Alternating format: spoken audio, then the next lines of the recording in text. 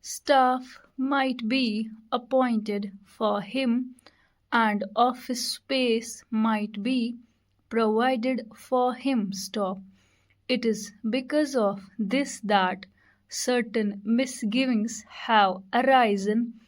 in the minds of some of the members, and they want it to be made perfectly clear that the staff will be appointed not only for the ex-president but will be appointed by the ex-president, and it will be his wishes and his desires that will be taken into account when a particular person is being appointed. Also, regarding the office which is engaged for him, his wishes should be taken into account so that he knows who would be a convenient place for him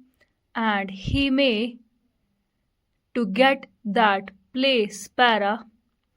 Another reason for insisting on what I consider to be an important details that, if the government appoints the staff for the ex-president, then automatically they become government servants because they have been appointed by the government. It may be that in the rules a clarification might be attempted whereby they may be exempted from some of the service conduct rules which are applicable to normal government servants. But even there, it will be much better that this should not be left in any doubt and that these persons that are appointed to assist the ex-president in his secretarial task are appointed by the ex-president himself. They would be the staff of the ex-president and would not be appointed by the government for the ex-president and would not be government servants. This point ought to be made quite clear so that the ex-president has got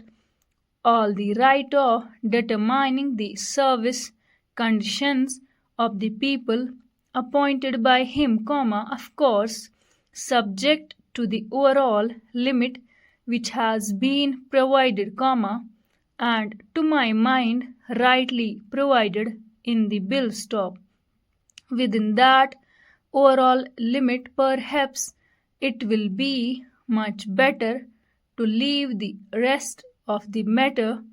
to the president himself so that we may also express our further confidence in the president to the effect that he would utilize it with discretion and with all sense of responsibility and fair play, and taking into account the interests of the public and of the public exchequer too. Another point